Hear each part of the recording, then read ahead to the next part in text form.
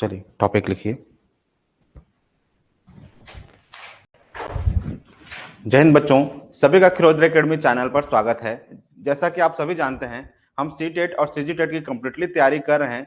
इस चैनल के माध्यम से कंप्लीटली निःशुल्क हम लोग सी टेट और सी जी टेट की कंप्लीटली तैयारी करवाएंगे। और आप जान रहे हैं कि आज अध्याय 4 हिंदी विषय का नाम लिख लीजिए।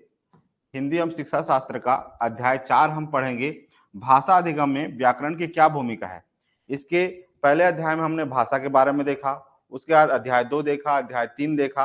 आज हम अध्याय 4 देखेंगे। इस अध्याय 4 में हम देखेंगे कि जब हम व्याकरण पढ़ते हैं, ठीक है, तो व्याकरण का भाषा के विकास में या भाषा अगर कोई भी चीज हम सीखते हैं तो कितना इंपॉर्टेंट रोल अदा करता है। अगर व्याकरण नहीं होता तो क्या होते, ठीक है, उन सारे चीजों को हम देखेंगे कि क्या क्या उसकी मेन भूमिका होती है। ठीक है, तो टॉपिक लिखिए भाषा अधिगम, मतलब भाषा। आप जान ही रहे हैं भाषा क्या होता है। तो भाषा क्या होता है बताइए। इसके पहले जो हम लोग पढ़े थे, भाषा क्या होता है, एक माध्यम होता है। क्या चीज के लिए? अपने भावों को या विचारों को, ठीक है, सामने तक पहुंचाना और सामने वाले के मन के विचारों को या उनके बातों को समझने का एक माध्यम होता है। ठीक है, अब अधिगम का क्या मतलब होता है? तो सीखना होता है। क्या होता है? सीखना। तो भाषा सीखने में व्याकरण की क्या भूमिका है, इसी को पूरे चैप्टर में देखेंगे। साथ ही साथ हम देखेंगे कि विगत वर्षों में कितने प्रश्न आए हुए हैं, चाहे 2011 से लेकर के अब तक इस पूरे चैप्टर से कितने प्रश्न पूछे जाते हैं, इसको देखना है। और याद रखिए, इस चैप्टर में हर साल 2 प्रश्न पूछे ही जाते हैं। मतलब इस चैप्टर को अगर आप पढ़ लिए तो आपका 2 क्वेश्चन लगभग तय है। ठीक है, तो चलिए लिखिए भाषा अधिगम में क्या व्याकरण की भूमिका। ठीक है, जितने जो बच्चे लाइव ज्वाइन किए हैं सभी को बहुत बहुत धन्यवाद, सभी को जय हिंद, सभी को नमस्कार। ठीक है, साथ साथ टॉपिक को लिखते चलिए और नोट्स बनाते चलिएगा। ठीक है, चलिए अगला। अब यहां देखिए भाषा एवं व्याकरण में क्या खास बात है, इसको समझिए। कुछ पॉइंट मैंने पहले से अंडरलाइन किया हुआ है, बट फिर भी साथ साथ थोड़ा सा समझाते हुए भी चलता हूं। ठीक है, अब भाषा तो मैंने पहले ही बता दिया कि भाषा क्या है, एक माध्यम है। क्या चीज के लिए? अपने मन के भावों को, विचारों को सामने वाले तक पहुंचाना। ठीक है, और दूसरे को बातों को भी समझना। जब तक अगर आप भाषा नहीं जान रहे तब तक आप नहीं सीख पाएंगे। ठीक है, अब क्या है, तो मनुष्य क्या है, एक सामाजिक प्राणी है। तो आप जान ही रहे हैं, आप समाज के साथ रहते हैं मतलब सामाजिक प्राणी है। ठीक है, जिसमें या जिसने विचारों के आदान प्रदान के लिए कुछ सार्थक ध्वनि प्रतीकों को अपनाया है, इसी ध्वनि प्रतीकों को क्या कहते हैं हम? भाषा। हर अध्याय में भाषा का अलग अलग परिभाषा दिया हुआ है, लेकिन सिंपल सा एक ही चीज याद रखिएगा, भाषा क्या है? एक माध्यम है। क्या? अपने बातों या विचारों को सामने तक पहुंचाना और सामने वाले के बातों को समझना। इतना आसान बस समझिएगा। ठीक है, अब जैसे एक बेसिक पॉइंट समझिएगा, इसमें व्याकरण का इसमें क्या अहम रोल है, इसको समझिए। ठीक है, तो भाषा कभी कभी क्या होते हैं, जैसे देखिए हम जैसे कुछ भाषा बात करते हैं या कुछ बोली बात करते हैं, एक सीक्वेंस में हम कभी बात नहीं करते हैं। ठीक है, कभी ताती पहले लगा रहे हैं बाद में लगा रहे हैं। ठीक है, या कर्ता को पहले लगा रहे हैं या बाद में लगा रहे हैं। ठीक है, तो उस सब को एक सीक्वेंस में जमाने के लिए व्याकरण का काम करता है। ठीक है, अब भाषा के इस बनते बिगड़ते स्वरूप को शुद्ध बनाए रखने के लिए एक रूपता जरूरत होती है। ठीक है, ताकि वो इसको एक सीक्वेंस करे। तो व्याकरण का क्या काम होता है, इसको अंडरलाइन करके लिखिए अपने कॉपी पे। ठीक है, जितने जो बच्चे यहाँ ऑफलाइन पर बैठे हुए हैं और जो बच्चे ऑनलाइन पर बैठे हुए हैं, साथ साथ नोट्स बनाते चलिएगा। मकसद ये है कि कॉपी के साथ साथ दिमाग में भी करना। ठीक है, अब आगे तो क्या है, तो समझिएगा। तो भाषा के बनते बिगड़ते स्वरूप को शुद्ध बनाए रखने के लिए हम क्या करते हैं? एक नियम बनाते हैं। क्या बनाते हैं? भाषा के बनते बिगड़ते रूप को क्या करने के लिए? व्यवस्थित करने के लिए हम क्या बनाते हैं? नियम बनाते हैं। और इन्हीं नियमों को हम क्या कहते हैं? व्याकरण कहते हैं। इतना समझ में आ गया? तो आसान शब्दों में और लिखना चाहोगे तो कहा जाएगा व्याकरण वह शास्त्र है जो हमें किसी भाषा के शुद्ध रूप को लिखने और बोलने का नियम का ज्ञान करवाता है। इतना बस लिख लीजिए अपने कॉपी में। ठीक है,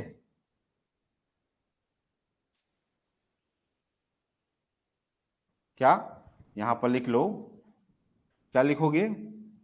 कि व्याकरण की संज्ञा दी जाती है कि व्याकरण वह शास्त्र है जो हमें किसी भाषा के शुद्ध रूप में लिखने के, बोलने के ज्ञान को ठीक है, इतना समझ में आ गया। अब आगे नेक्स्ट पॉइंट। तो पहला भाषा आपको समझ में आ गया। व्याकरण क्या है? एक नियम है जो बनते बिगड़ते को क्या करता है, एक निर्धारित एक सांचा में ढालता है। समझ में आ गया। अब आगे इसी में अलग अलग लोगों का अलग अलग जैसे मत है, उसको भी समझिए। प्रश्न कैसा पूछा जाता है, तो प्रश्न दे दिया रहेगा, एक लाइन दे दिया रहेगा और पूछेगा एक कथन किसका है। ठीक है, तो महर्षि पतंजलि ने क्या कहा अपने महाभाष्य में, इसे शब्द अनुशासन कहकर परिभाषित किया। तो प्रश्न कैसा पूछ देगा कि शब्द अनुशासन किसने कहा, तो क्या बोलोगे? महर्षि पतंजलि। तो इसको लिख लो, शब्द अनुशासन किसने कहा। ठीक, अंडरलाइन एक क्या लिख लोगे, महर्षि पतंजलि, और सामने लिख लीजिए शब्द अनुशासन। किसको शब्द अनुशासन कहा? व्याकरण को शब्द अनुशासन कहा। ठीक है, अगला डॉक्टर स्वीट के अनुसार व्याकरण भाषा का वह व्यवहारिक विश्लेषण अथवा उसका शरीर विज्ञान है। ठीक है, भाषा का व्यवहारिक विश्लेषण अथवा उसका शरीर विज्ञान है। कौन? व्याकरण। ठीक है, तो इसको अंडरलाइन कर लीजिए, किसके अनुसार? डॉक्टर स्वीट के अनुसार। तो प्रश्न कैसा पूछेगा? प्रश्न पूछेगा कि व्याकरण भाषा का व्यवहारिक विश्लेषण अथवा उसका शरीर विज्ञान है, किसका कथन है या किसने कहा है। समझ में आ गया? चलिए नोट कीजिए। या ऐसा प्रश्न बोल देगा कि डॉक्टर स्वीट के अनुसार कौन सा कथन है, तो वहां पर ऑप्शन दे देगा। ठीक है, चलिए नेक्स्ट पॉइंट।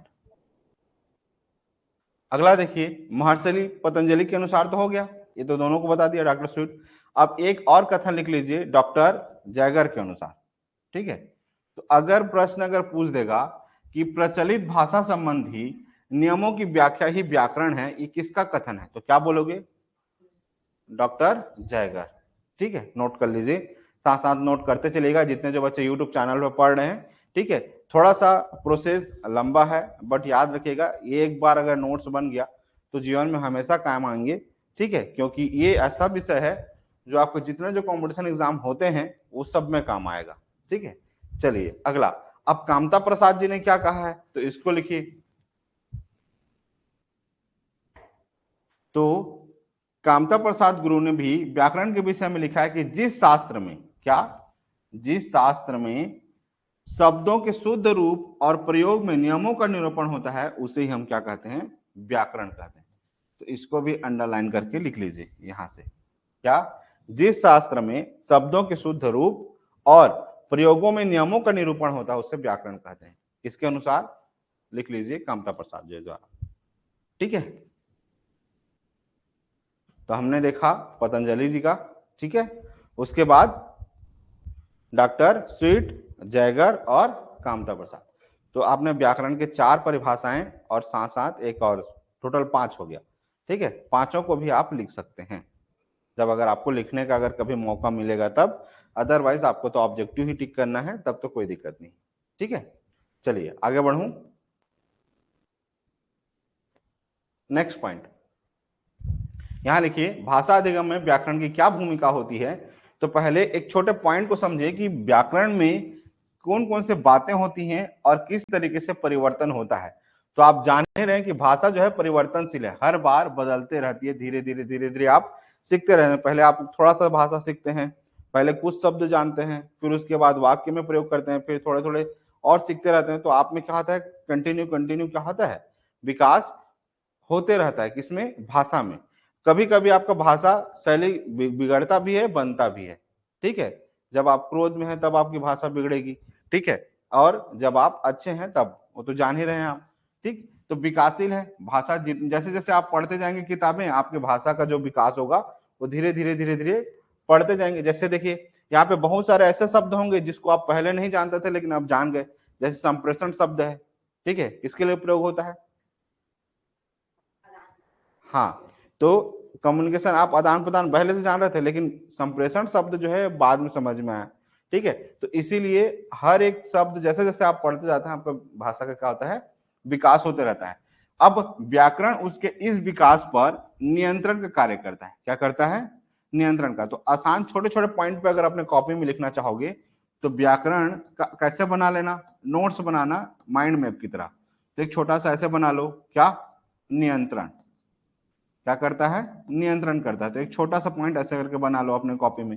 उसके बाद भाषा व्याकरण की क्या अव्यवस्थित होने पर बचाता है। तो क्या करता है, नियंत्रण करने के साथ साथ इसको क्या करता है, व्यवस्थित करता है। तो ऐसे करके छोटा सा व्यवस्थित बना लो, ठीक है। उसके बाद भाषा के स्वरूप को शुद्ध रखने में इसकी विकृतियों को बचाने के लिए व्याकरण की शिक्षा आवश्यक है। तो 2 पॉइंट का समझ में आ गया, व्याकरण क्या करता है, नियंत्रण करता है और व्यवस्थित करता है, ठीक है। अगला, व्याकरण भाषा का सहचर है, भाषा अनुकरण से सीखी जाती है। तो भाषा जो है ये तो आप जान ही रहे अनुकरण से सीखते हैं, तो उसको लिखने की जरूरत नहीं। पर भाषा को प्रभावशाली बनाने के लिए हमें उसके सर्वमान्य रूप को सीखना होता है। भाषा के सर्वमान्य रूप को जानने के लिए व्याकरण को जानना भी आवश्यक है। तो सिंपल सा इतने पॉइंट पे क्या समझ में आ गया, तो 3 शब्द में आपका यहां तक क्या पॉइंट समझ में आ गया। पूरा पैराग्राफ को इतना लिखने की जरूरत नहीं, बस इतना लिख लीजिए, व्याकरण नियंत्रण और व्यवस्थित करता है, ठीक है। यहां तक समझ में आ गया, छोटा सा पॉइंट। अब उसके बाद अब आगे देखिए इसी पे, अब अभी आपने क्या देखा कि भाषा क्या करती है, व्यवस्थित करती है और नियंत्रण करती है। तो आपने एक छोटा सा क्या लिख दिया यहां पर, व्याकरण लिख दिया, और साथ ही साथ एक छोटा सा पॉइंट क्या कर दिया, नियंत्रण। यहां पे नियंत्रण लिखा और साथ ही साथ क्या कर दिया, ये व्यवस्थित करता है। इतना समझ में आ गया। अब इसी के साथ एक छोटा सा पॉइंट और जोड़ोगे तो कर लो। तो व्याकरण के बिना कोई भी भाषा शिक्षण अधूरा है। तो व्याकरण क्या करता है, किसी भी चीज को पूर्ण करता है। क्या करता है, पूर्ण करता है। इतना समझ में आ गया, किसको, भाषा को।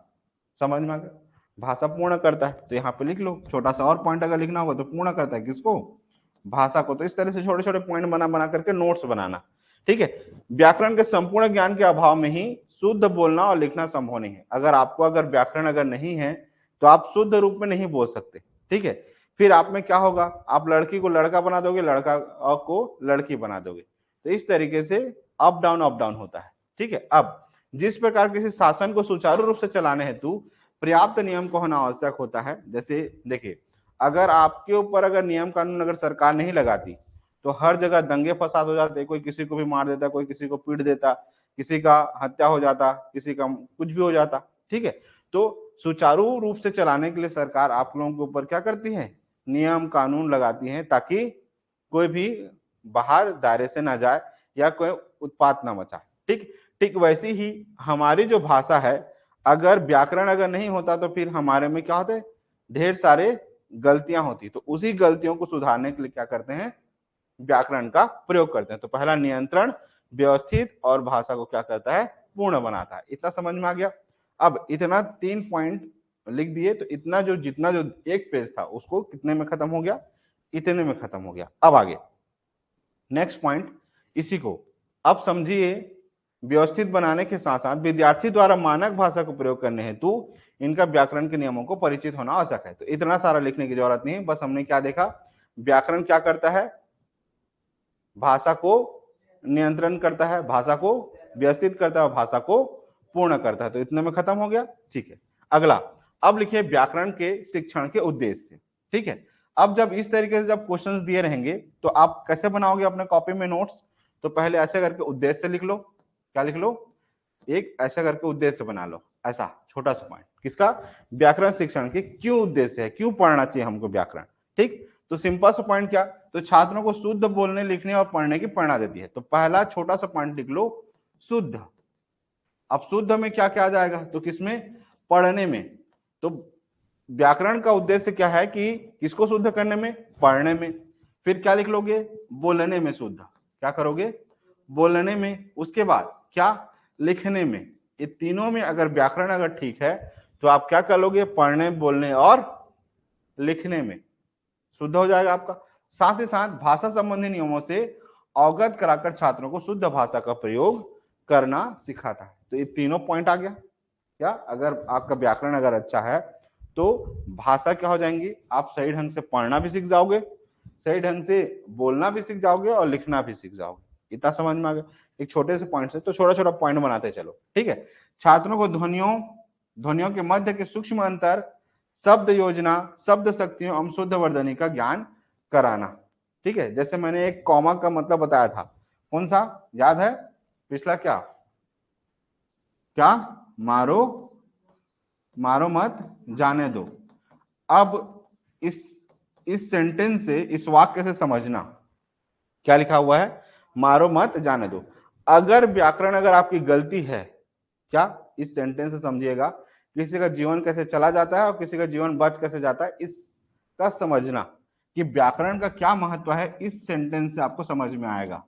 अब समझो, मान ले जाए अगर जिसको क्या नहीं आता है, व्याकरण नहीं आता है कि कॉमा को कहां लगाना है, अगर मान ले जाए इस कॉमा को अगर मैं यहां लगा दिया तो क्या हो रहा है, मारो मत जाने दो, उसको भागने मत दो, तो क्या हो जाएगा, इसमें आदमी का जान चला जाएगा, खत्म हो गया उसका जान, मर गया। ठीक, इसी कॉमा को अगर मैं यहां लगा दूं तो क्या हो जाएगा, मारो मत, उसको मत मारो जाने दो। अब उसका जान बच गया कि नहीं बचा, बच गया। पहले वाले में क्या हो रहा है, जान चला जा रहा है, और इस वाले में क्या हो रहा है, जान बच जा रहा है। तो इसीलिए व्याकरण अगर आपको पता है कि कहां पर कॉमा लगाना है और कहां पर नहीं लगाना है, तो क्या होगा, सामने वाले का जान चला भी जाएगा और आपका जितना जो भाषा है वो गड़बड़ हो जाएगा। पता चला आप सामने वाले को बचाना चाह रहे हैं और गलती से अगर आपकी शैली या आपका बोलने का तरीका अगर गलत हुआ, मारो मारो मत जाने दो बोल दिए तो हो गया कहानी उसका, लेकिन मारो मत जाने दो तो बोलने का एक तरीका है, ठीक है, और लिखने का भी तरीका है, ठीक है, पढ़ने का भी तरीका है, तो उस चीज को समझना। तो इसलिए याद रखिएगा, चाहे आप शब्द योजना बना रहे हो, चाहे शब्द शक्तियों का हो या शुद्ध वर्तनी का हो, व्याकरण मुख्य अदा निभाता है, ठीक है।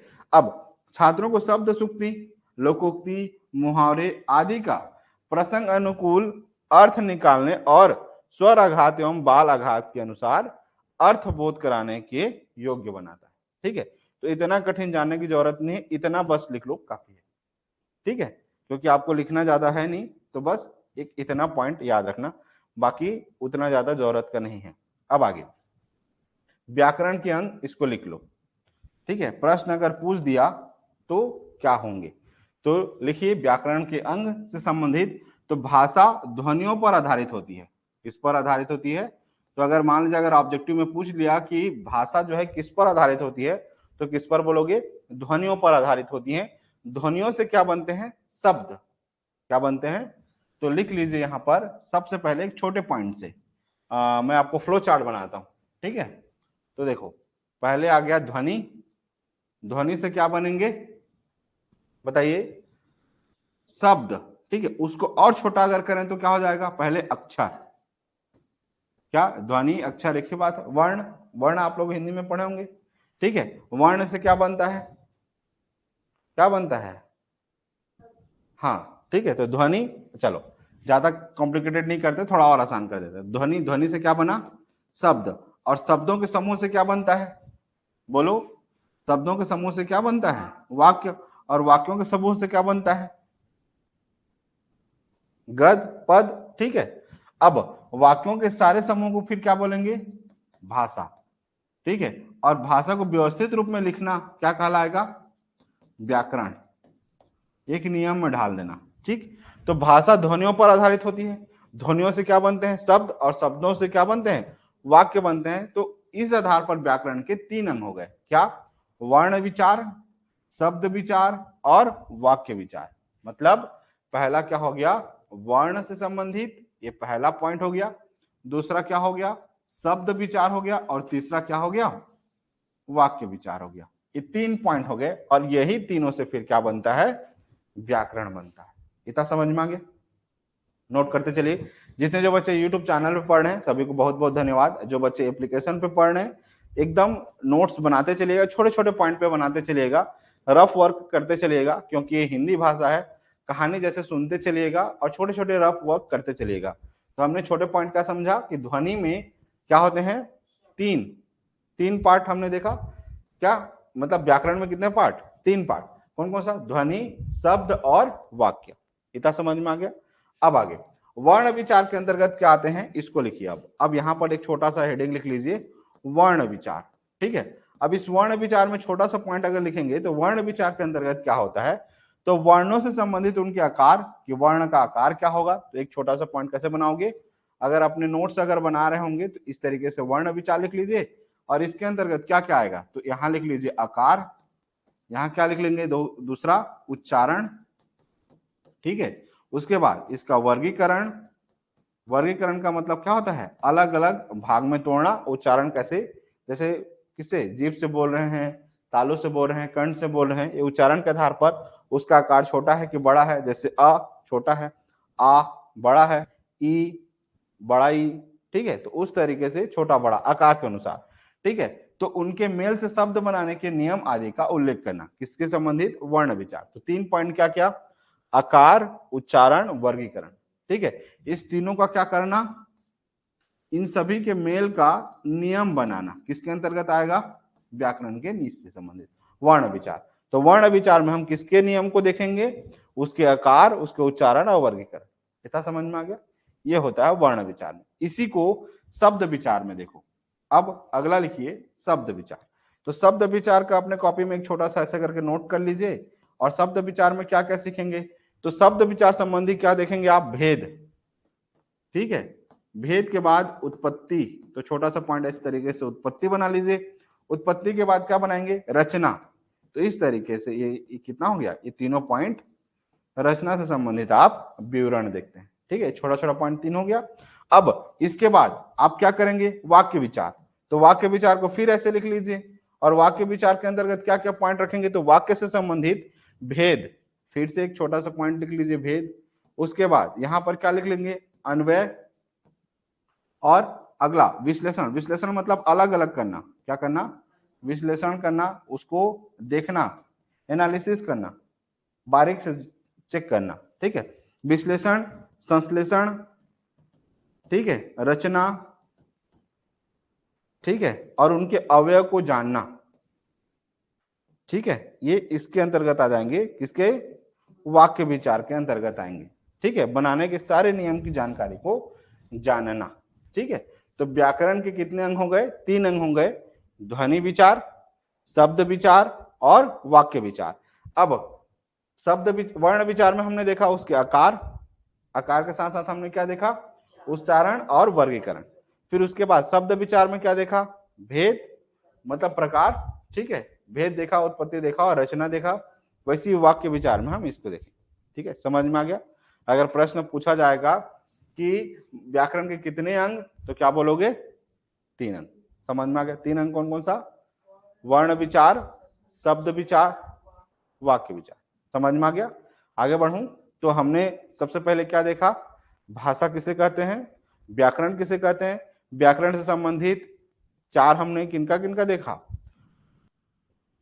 किसका, ना सबसे पहले हमने देखा महर्षि पतंजलि का। उसके बाद डॉक्टर स्वीट का देखा। फिर उसके बाद क्या देखा, डॉक्टर जयगर देखा। उसके बाद कामता प्रसाद गुरु, ठीक है। उसके बाद फिर हमने क्या देखा, बोलिए, रिवीजन करते चलिए। हिंदी क्या है, दिमाग भरने का काम है, कॉपी भरने का काम हमारा नहीं है, ठीक है। उसके बाद हमने क्या देखा, इसके, बोलिए, भाषा अधिगम में व्याकरण की क्या क्या भूमिका है, इसको हमने देखा। तो भूमिका मैंने बताया छोटे छोटे पॉइंट पे, क्या भूमिका है, नियंत्रण और व्यवस्थित करना और पूर्ण करना। तो 3 पॉइंट में खत्म हो गया, व्यवस्थित करना, क्या करना, और नियंत्रण करना और पूर्ण करना। 3 पॉइंट में खत्म हो गया। उसके बाद इसके बाद हमने क्या देखा, उद्देश्य। उद्देश्य में कितना पॉइंट लिखवाया, शुद्ध करना और लिखने पढ़ने का। तो 1 पॉइंट पे खत्म हो गया। शुद्ध करना किसका किसको, बोलने में, लिखने में और पढ़ने में। इसमें इतना खत्म हो गया। अब इतना करने के बाद हमने देखा व्याकरण के 3 अंग। अब 3 अंग के बाद लिखिए व्याकरण की शिक्षण विधियां। मतलब किसी को भी अगर आपको व्याकरण अगर सिखाना है तो कौन कौन से शिक्षण विधि आप फॉलो करेंगे। जब भी अगर आपको बच्चों को पढ़ाना रहेगा तो आप जब बच्चों को जब आप पढ़ाएंगे तो कौन कौन से विधि को पालन करवाएंगे जिससे कि वो बच्चे व्याकरण जल्दी सीख पाए। समझ में आ गया। तो पहला विधि लिखिए यहां पर, निगमन विधि। तो निगमन विधि में क्या होता है, तो छोटा सा एक पॉइंट लिखिए ताकि आपको इसको अच्छे से समझ पाए, ठीक है। और साथ साथ छोटे छोटे पॉइंट पे हमको नोट्स बनाना है। तो हम नोट्स में कैसे बनाएंगे, एकदम छोटे छोटे पॉइंट। नोट्स का मतलब ये नहीं होता कि आप पूरा बुक को छाप दें। समझ में आ गया। बुक क्या होता है, ठोस ठोस चीजों को रखना होता है। जैसे धान जब आप छानते हैं ना तो ठोस चीज को रखते हैं, बाकी बदरा को फेंक देते हैं। ठीक वैसे ही नोट्स का मतलब होता है की पॉइंट को लिखना, छोटे छोटे पॉइंट, ठीक है। अब निगमन विधि, तो छोटा सा एक यहाँ पर लिख लो अपने कॉपी में, निगमन, ठीक है। अब इस निगमन विधि में क्या चीज को सम्मिलित किया जाता है, तो पहले सेंटेंस को पढ़ लीजिए, उसके बाद छोटा पॉइंट लिखिए। क्या?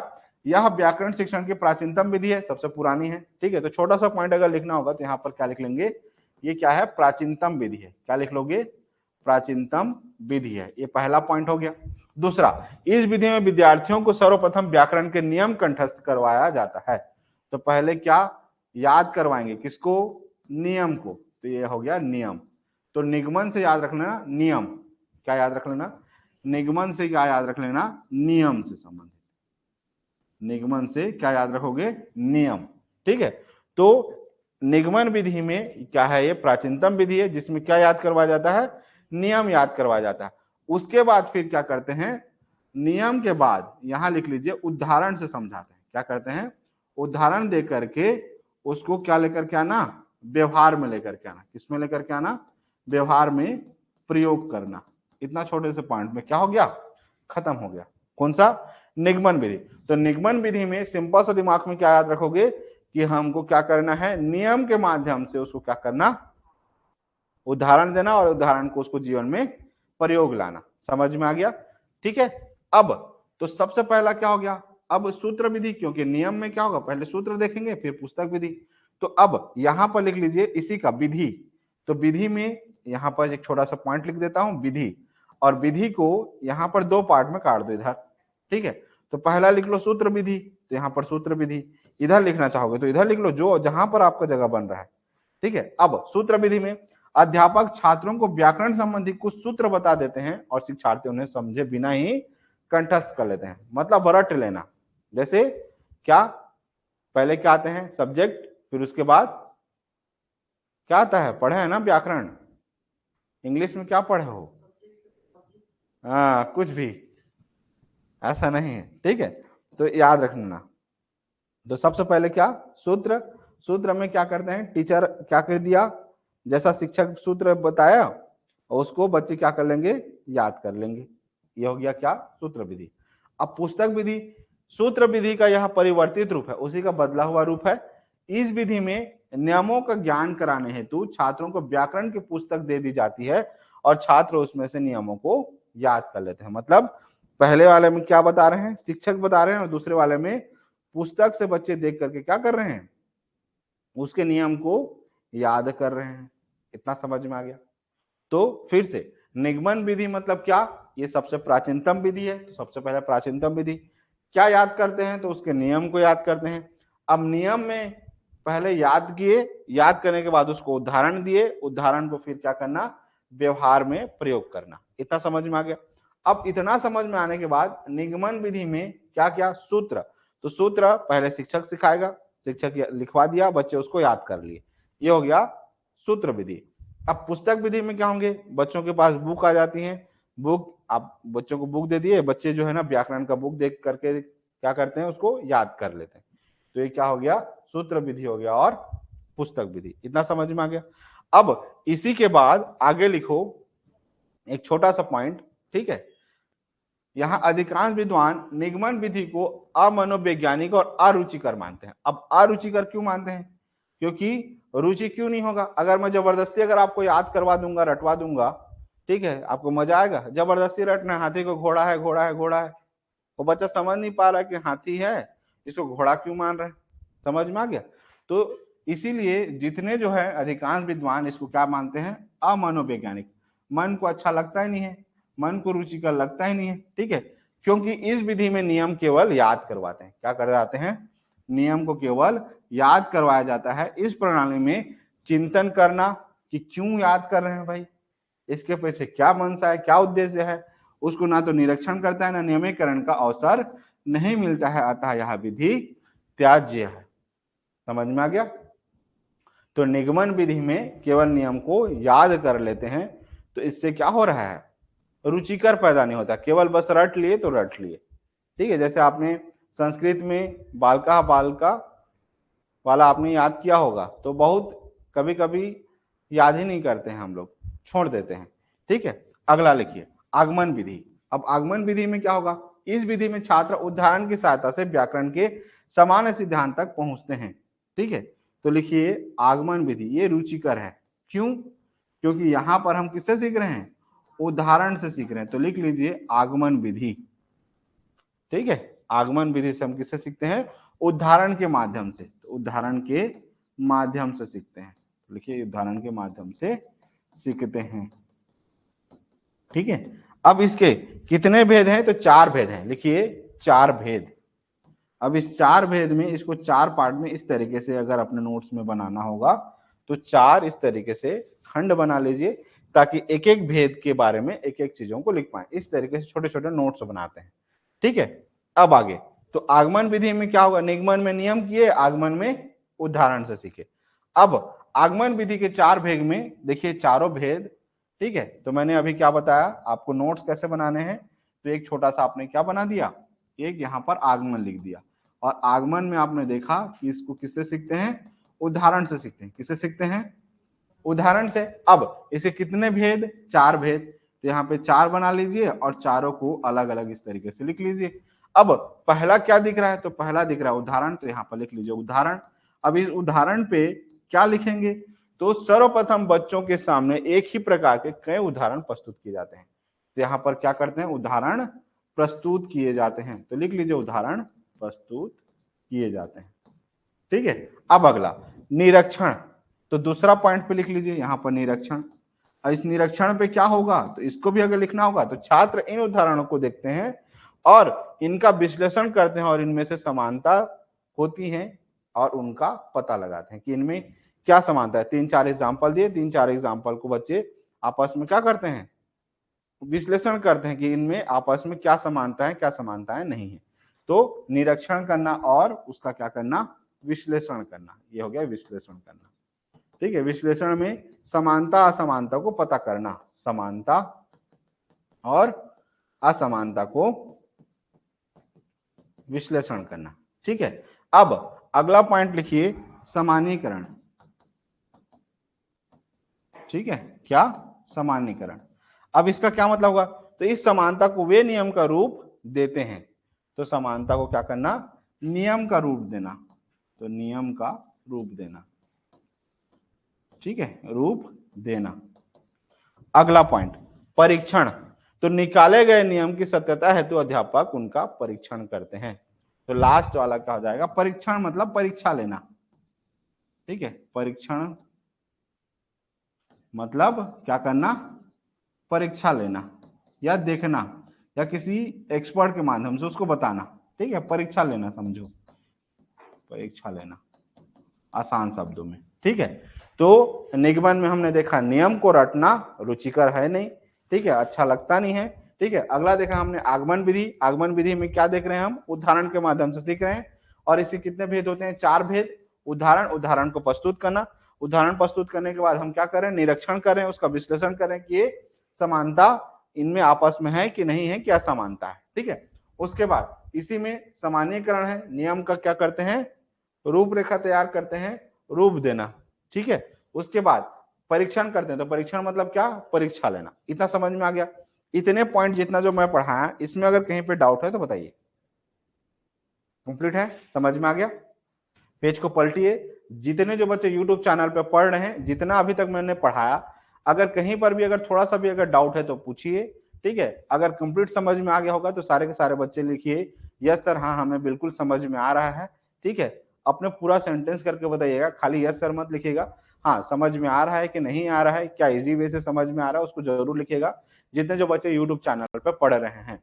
ठीक है, और जो बच्चे एप्लीकेशन पे पढ़ रहे हैं वो लोग भी चैट में अपना आंसर जरूर बताइएगा कि आपको समझ में आ रहा है कि नहीं आ रहा है। अगर जिस पॉइंट पे भी अगर समझ में नहीं आ रहा होगा तो मैं यहाँ से कमेंट बॉक्स देखूंगा और फिर उसको दोबारा रिपीट करके समझाऊंगा। ठीक है, चलिए सारे के सारे बच्चे कमेंट करके बताइए कि क्या समझ में आ रहा है कि नहीं समझ में आ रहा है। अगर लगेगा कि थोड़ा सा कठिन जा रहा होगा तो और आसान करूंगा।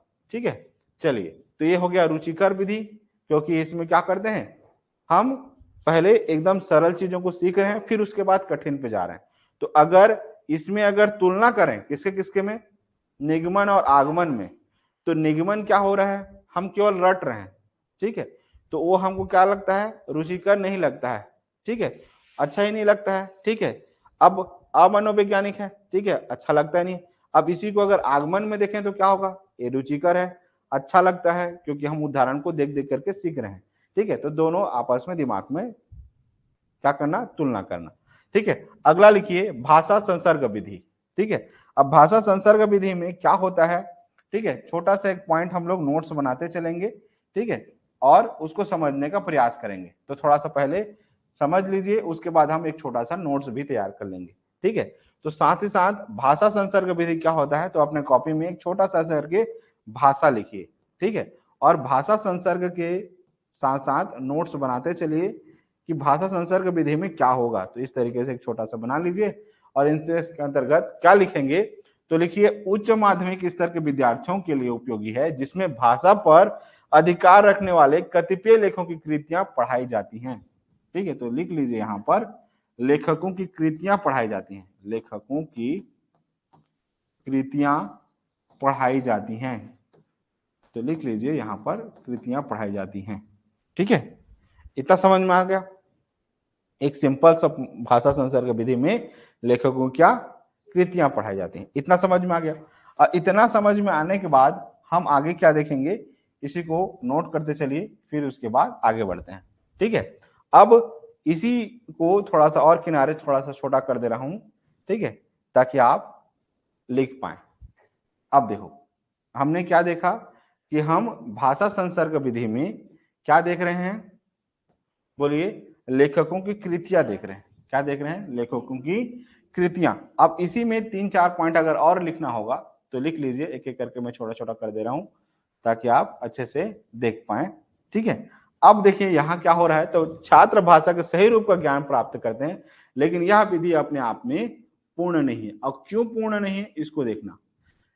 इसमें हमें निम्नलिखित 4 बातों को ध्यान रखना पड़ता है। किन बातों को, 4 बातों को। तो 4 बातों को ध्यान रखना होता है, तो इस तरीके से 4 बना लीजिए, ताकि आपको नोट्स जब आप पेपर दिलाने जाएं तो उसके पहले आपको रिवीजन कर पाए। इस विधि में से केवल व्यवहारिक व्याकरण की शिक्षा दी जाती है, नियमित व्याकरण पढ़ाने हेतु आगमन विधि का ही सहारा लेना पड़ता है। इस विधि में क्या हो रहा है, व्यवहारिक व्याकरण की शिक्षा दी जाती है। ठीक है, क्या व्यवहारिक ठीक है, शिक्षा तो दी जा रही है, लेकिन क्या नहीं मिल रहा है, नियमित व्याकरण नहीं मिल रहा है, नियम नहीं मिल रहा है। ठीक है, इतना समझ में आ गया, लिख लीजिए नियमित व्याकरण। तो यहां भाषा संसर्ग विधि में क्या हो रहे हैं, व्यवहारिक शिक्षा तो दी जा रही है, लेकिन व्याकरण नहीं हो रहा है। इस विधि से भाषा के शुद्ध रूप का ज्ञान देने में अधिक समय लगेगा। ठीक है, क्या इसमें समय ज्यादा लगता है, तो समय अधिक लगता है, तो अधिक लगता है किसको, भाषा को शुद्ध रूप में। शुद्ध एवं अशुद्ध विवेचन करने का कोई आधार ना होने कारण शुद्धता में कमी होना स्वाभाविक बात है। तो इसमें क्या होता है, शुद्धता में कमी। तो लिख लीजिए शुद्धता की कमी। अब अगला लास्ट पॉइंट, बिना विवेचन के आत्मविश्वास नहीं होगा, और आत्मविश्वास के अभाव में भाषा पर अधिकार करने की कल्पना सार्थक नहीं है। तो व्याकरण की शिक्षण की यह विधि अपने आप में पूर्ण न होने के कारण इस पर निर्भर नहीं रहा जा सकता। किसमें, भाषा संसर्ग विधि। तो इसमें क्या नहीं हो रहा है, अब आत्मविश्वास की कमी हो जाती है। अब आत्मविश्वास की कमी क्यों हो रही है, बोलिए, क्योंकि ये जो है व्यवहारिक विधि है। क्या है, व्यवहारिक विधि है, इसमें नियम नहीं बताए जा रहे हैं। तो अब जब नियम नहीं बता रहे हैं तो हमको सीखने में क्या होगा, अधिक समय लगेगा। जब अधिक समय लगेगा तो शुद्धता में कमी भी होगी, और कमी हो रही है, समय ज्यादा लग रहा है, तो आप आत्मविश्वास से बोल ही नहीं पाएंगे। तो इसीलिए क्या होगा, भाषा संसर्ग विधि अपने आप में पूर्ण नहीं है। इतना समझ में आ गया, छोटे से पॉइंट पे आपने इतना नोट्स तैयार कर लिया। अब आगे सारे के सारे बच्चे, बहुत सारे बच्चों ने कमेंट किया हुआ है, तो मैं एक बार देख लेता हूं। ठीक है, यह सर समझ आ रहा है, ठीक है, ओके। अगला पॉइंट देखिए, प्रयोग विधि। अब इस प्रयोग विधि में क्या होगा, तो एक छोटा सा पॉइंट अपने कॉपी में नोट्स बना लीजिए, और यहां लिखिए प्रयोग विधि। और इस प्रयोग विधि में आप क्या पढ़ेंगे, इसको समझिए। तो लिखिए, इसमें उदाहरण प्रस्तुत करके समान लक्षण वाले अंशों के कार्य एवं गुण निकलवाए जाते हैं। तो प्रयोग विधि में जैसे आप प्रैक्टिकल करते हैं ना, प्रयोग कर करके देखते हैं, तो यहाँ क्या होगा, तो यहाँ पर उदाहरण प्रस्तुत करेंगे। क्या करेंगे, उदाहरण प्रस्तुत करेंगे। उदाहरण प्रस्तुत करने के बाद आप उसका क्या करेंगे, उसके जितने जो लक्षण हैं, क्या करेंगे, लक्षण वाले अंशों के कार्य एवं गुण निकलवाए जाएंगे। ठीक है, तो लक्षण गुण सबको देखेंगे, ठीक है। तत्पश्चात उसका अभ्यास कराया जाता है जिसमें शिक्षण के दौरान इन सोपानों का प्रयोग किया जाता है। मतलब तुलना एवं विश्लेषण, नियमीकरण एवं निष्कर्ष प्रयोग और अभ्यास किसमें? प्रयोग विधि में। ठीक है, कि आप कोई भी अगर व्याकरण सीख रहे हैं तो उनको बताया जाता है कि इसमें क्या तुलना कर रहे हैं आप, उसका क्या विश्लेषण कर रहे हैं, नियम क्या है, उसका निष्कर्ष क्या होगा, उसका प्रयोग क्या होगा, उसका अभ्यास क्या होगा। तो इतने पॉइंट को अपने कॉपी में नोट कर लीजिए, इतना बस। ठीक है, प्रयोग विधि में क्या उदाहरण के साथ साथ इतने चीजों को करते हैं। ठीक है, ये कौन सा हो गया? प्रयोग विधि। अब आगे नोट्स जल्दी कीजिए।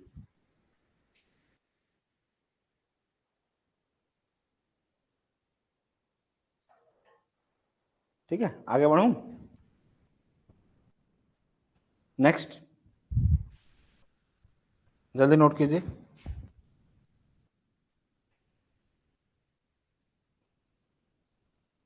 हो गया। अब नेक्स्ट अगला लिखिए, सहसंबंध विधि। अब सहसंबंध विधि क्या होता है, इसको छोटे पॉइंट पे अगर समझना होगा तो समझिए। अब यहां पर एक छोटा सा पॉइंट समझिए कि सहसंबंध विधि में क्या होते हैं। तो इस विधि का प्रयोग शब्द शिक्षण, शब्दों को सीखने के लिए, वर्तनी को सीखने के लिए, उच्चारण सीखने के लिए आदि के समय उपयोग किया जाता है। किसका? सहसंबंध विधि में। यह व्याकरण की कोई पृथक विधि नहीं है, बल्कि इसमें गद्य रचना के अभ्यास के दौरान आए व्याकरण के नियमों की जानकारी प्रदान की जाती है। जब आप क्या करते हैं, गद्य जब पढ़ते रहते हैं तो उस समय बताते चलते हैं, क्या करने के लिए? कि शब्द के बारे में बताना कि ये क्या शब्द है, इसका क्या अर्थ है। ठीक है, साथ साथ जो भी हम सेंटेंस पढ़ रहे हैं इसमें कौन सा व्याकरण लग रहा है, ये कौन से काल का है, वर्तमान काल का है कि भूतकाल का है कि भविष्य काल का है। ठीक है, इसमें कौन सा नियम लग रहा है, उस सबको क्या करते हैं, पढ़ाते पढ़ाते साथ साथ बताते चलते हैं। इसीलिए क्या कहते हैं, सहसंबंध विधि बोलते हैं। जैसे अगर मान लीजिए मैंने कुछ पढ़ाया, ठीक है, मैं जा रहा हूं, ठीक है, क्या मैं जा रहा हूं, अब मैं इसको पढ़ा रहा हूं तो मैं में क्या हो गया, ये क्या हो गया, कर्ता हो गया। जाने का काम हो रहा है, एक क्रिया क्या हो रहा है, जाने का काम हो रहा है। अब जा रहा हूं अभी पूरा पूर्ण नहीं हुआ है, ये क्या हो गया, अपूर्ण हो गया। ठीक है, पूर्ण हो जाता है तो पूर्ण काल हो जाता है, ये क्या हो रहा है, अपूर्ण है। ठीक है, अब ये क्या हो रहा है, कौन सा काल में, वर्तमान काल है कि भूतकाल है कि भविष्य काल है, किसको दर्शा रहा है, जा रहा हूं कह रहा है तो क्या होगा, वर्तमान काल होगा। ठीक है, तो पढ़ते पढ़ते क्या करना, साथ साथ उसके व्याकरण के बारे में पूरा ज्ञान साथ साथ करवाते चल, इसको क्या कहेंगे, सहसंबंध विधि। इतना समझ में आ गया। अब लिखिए अगला, प्रत्यक्ष भाषा शिक्षण विधि। अब प्रत्यक्ष भाषा शिक्षण विधि का मतलब क्या है, इस विधि बिना व्याकरण नियमों का ज्ञान कराए भाषा के शुद्ध रूप का अनुकरण करने के अवसर प्रदान करती है। तो लिख लीजिए, इस विधि बिना व्याकरण नियमों का ज्ञान कराए भाषा के शुद्ध रूप का अनुकरण करने का अवसर प्रदान करते हैं। ऐसे लेखक जिनका भाषा पर पूर्ण अधिकार है उनसे बालकों को वार्तालाप के अवसर प्रदान किए जाते हैं। प्राथमिक स्तर के लिए यह विधि उपयुक्त है। ठीक है, मतलब क्या करना, प्रत्यक्ष भाषा शिक्षण विधि, मतलब जिनको व्याकरण आता है उनके साथ बात कराना ताकि वो सही उच्चारण सीख पाए, सही चीज सीख पाए। समझ में आ गया। तो सिंपल सा है प्रत्यक्ष भाषा शिक्षण विधि में, यहां पर उनसे लिख लो, ऐसे लेखक जिनका भाषा पर पूर्ण अधिकार है उनसे बालकों को वार्तालाप के अवसर प्रदान किए जाते हैं। प्राथमिक स्तर पर इसके लिए यह विधि उपयुक्त है। तो सिंपल सा बात है कि हमको उनसे सीखना है जिनका भाषा अच्छा हो, जिनका व्याकरण अच्छा हो। ठीक है, नोट कीजिए।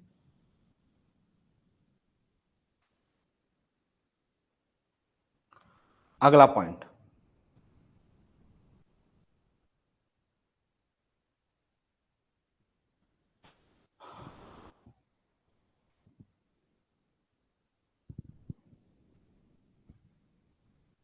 नोट करते चलिए।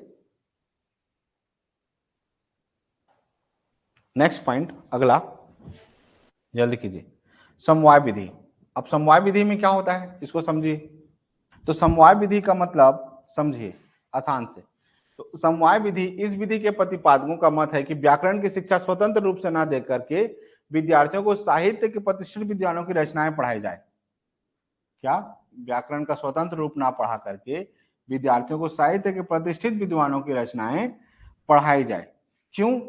ताकि बच्चे जान जाएं इसके अंतर्गत मौखिक एवं लिखित कार्य कराते समय, गद्य की पुस्तक पढ़ाते समय, रचना कार्य कराते समय प्रासंगिक रूप से व्याकरण के नियमों का ज्ञान कराया जाता है। यह विधि मनोवैज्ञानिक है। क्या? समवाय विधि। साथ ही साथ बताते चलना किसका? जो भी विद्वान है उस चीज से संबंधित उनका क्या करना, जो भी गद्य है पद है उसको पढ़ाते लिखाते समय साथ साथ व्याकरण के नियमों को बताते चलना, इसको क्या कहेंगे? समवाय विधि। ठीक है। अब लॉर्ड मैकाले ने इसके पीछे क्या कहा?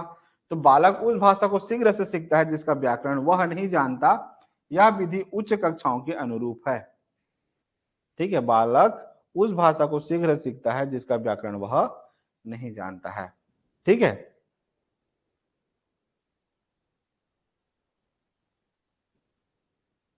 ठीक, आगे बढ़ूं। अब नेक्स्ट पॉइंट, खेल विधि, खेल खेल से सीखना। अब खेल विधि में क्या होगा? तो खेल विधि में देखिए, इस विधि में शिक्षक विद्यार्थियों को व्याकरण के नियमों से अवगत कराते हैं। विद्यार्थियों को व्याकरण के नियमों से क्या करना? अवगत कराते हैं। कराने के लिए किसी खेल का चयन करके पाठ की आवश्यकता नियमों के निर्धारण करते हैं। इस विधि द्वारा व्याकरण को सीखने से व्याकरण की क्या निरस्तता छात्रों के मार्ग में बाधक नहीं बनती। विद्यार्थी खेल खेल में शब्द भेद। तो सिंपल सा बात लिख लो, किसी भी व्याकरण को सीखने के लिए, व्याकरण को सीखने के लिए किसमें? खेल खेल से बच्चे सीखते हैं। ठीक है, क्या करना? खेल खेल से सीखना। ज्यादा कठिन मत लिखो, आसान शब्दों में लिखो, खेल खेल में सीखना। ठीक है। अब खेल खेल में क्या सीखेंगे? तो व्याकरण में क्या? शब्द भेद करना, शब्दों को अलग अलग समझना, लिंग भेद करना, वचन आदि व्याकरण के नियमों को क्या करना? खेल खेल से सीखना। ठीक है, नोट करिए।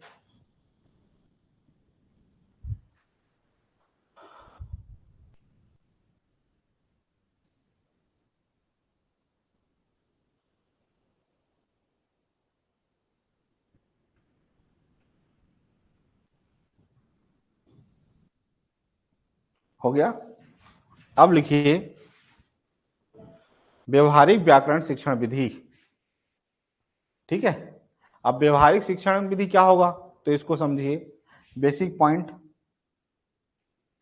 इसमें भाषा शिक्षक द्वारा क्या? भाषा शिक्षक द्वारा रोचक आकर्षक विधि का प्रयोग करते हुए ध्वनि, वर्तनी, वचन, शब्द, लिंग, क्रिया, काल आदि से संबंधित विकारों को दूर करने का प्रयास किया जाता है।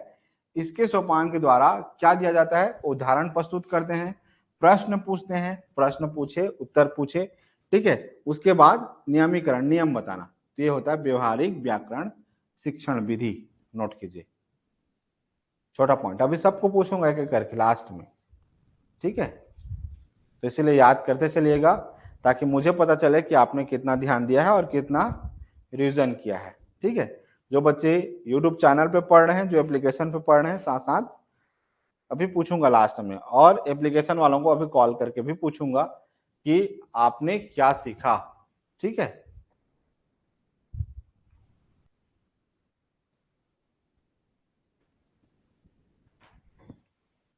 ठीक है,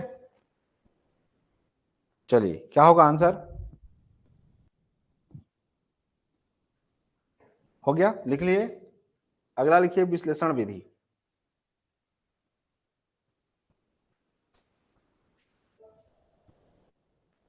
अब विश्लेषण विधि में क्या सीखोगे? तो विश्लेषण विधि में लिखिए, इस विधि में शिक्षक आगमन विधि की तरह विद्यार्थियों की व्याकरण पढ़ाते हुए पहले उदाहरण देते हैं। तो आगमन विधि में हमने क्या देखा? उदाहरण के माध्यम से हमने देखा। ठीक है। और निगमन विधि में क्या देखते हैं? नियम से। और आगमन में क्या देखते हैं? उदाहरण विधि से। तो उदाहरण के माध्यम से व्याकरण पढ़ाते समय क्या करेंगे? उदाहरण दे करके समझाएंगे, फिर उन पर विचार विमर्श करके छात्रों से नियम निकलवा दिए जाते हैं। पहले उदाहरण दिए और उदाहरण से फिर पूछे कि इसमें कौन सा नियम है और कैसा है। ठीक है। अब आगे इस नियमों पर निगमन विधि की भांति विश्लेषणात्मक अध्ययन किया जाता है।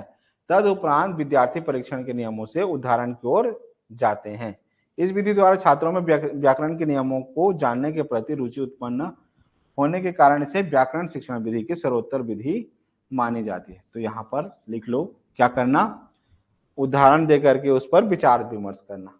ठीक है, उदाहरण दिए फिर उसका विचार विमर्श किए ताकि बच्चे क्या हो, व्याकरण के प्रति क्या हो, उसका रुचि पैदा हो, व्याकरण के प्रति क्या हो, रुचि उत्पन्न होना। ठीक है, तो सिंपल सा विश्लेषण विधि में उदाहरण दिए, उदाहरण का विचार विमर्श किए। ठीक है, विचार विमर्श करना। अब विचार विमर्श करने के बाद उसको क्या करना, फिर उसको विश्लेषित करना ताकि बच्चे फिर से क्या कर पाए, व्याकरण में उनका रुचि पैदा हो, व्याकरण पर रुचि पैदा हो। ठीक है, और ये सबसे अच्छी विधि में से एक है। कौन सा, विश्लेषण विधि। ठीक है, नोट कीजिए, उदाहरण देना, उसका विश्लेषण करना, विश्लेषण करने के बाद क्या करना, विचार विमर्श करके बताना ताकि बच्चों को व्याकरण से संबंधित किसी प्रकार का कोई दिक्कत ना हो। ठीक है, आगे बढ़ूं। अब आगे नेक्स्ट, विश्लेषणात्मक विधि के बाद लिखिए व्याकरण शिक्षण की प्रक्रिया। ठीक है, छोटे छोटे 2-4 पॉइंट और बचे हैं, उसके बाद हम ऑब्जेक्टिव करेंगे। व्याकरण शिक्षण प्रक्रिया में क्या क्या होते हैं, तो लिखिए व्याकरण शिक्षण प्रक्रिया में लिखिए पूर्व ज्ञान। तो छोटे छोटे पॉइंट को पहले समझिए कि क्या है व्याकरण शिक्षण की प्रक्रिया में, मतलब कोई भी चीज अगर हम व्याकरण सीख रहे हैं, ठीक है, तो उसकी कौन कौन सी प्रक्रियाओं से बच्चों को गुजरना होता है। तो व्याकरण शिक्षण प्रक्रिया है तो निम्नलिखित सोपानों को प्रयुक्त करना अनिवार्य है। पहला लिखिए पूर्व ज्ञान। ठीक है, तो विद्यार्थी को सर्वनाम पढ़ाने हेतु संज्ञा शब्द का पूर्व ज्ञान होना चाहिए। अगर जब तक बच्चा अगर संज्ञा नहीं जान रहा है तो सर्वनाम कैसे जानेगा, मतलब किसी भी चीज को पढ़ाने से पहले उसको थोड़ा मोड़ा उसके बारे में पूर्व ज्ञान होना चाहिए। इसीलिए जब भी मैं जैसे आपको मैथ्स पढ़ाता हूं, ठीक है, तो मैथ्स पढ़ाने के लिए सबसे पहले बेसिक क्यों पढ़ाता हूं, इसलिए बेसिक पढ़ाता हूं ताकि अगर आपका थोड़ा सा अगर बेसिक कॉन्सेप्ट अगर क्लियर है तब तो आप एडवांस लेवल को जान पाएंगे।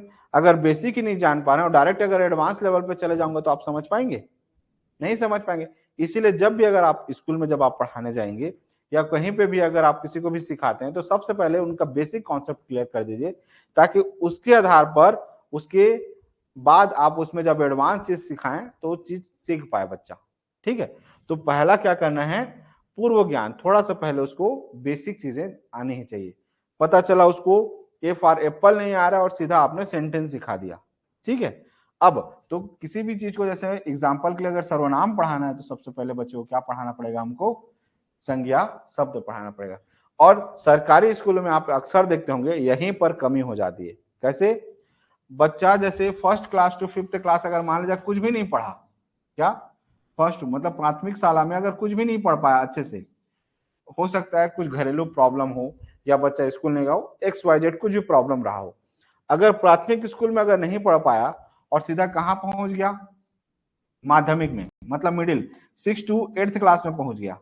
अब आप मुझे बताओ जो 5th क्लास में कुछ भी ABCD नहीं जान रहा है या जोड़ना घटाना नहीं जान रहा है, गुणा भाग नहीं जान रहा है, अगर 6th क्लास में जाएगा तो क्या होगा, जो भी टीचर पढ़ाएगा उसको कितना दिक्कत होगा, उस टीचर को ये सबसे बड़ा टेंशन हो जाएगा कि मैं पहले से 5वीं का बेसिक पढ़ाऊं कि इसको पढ़ाऊं।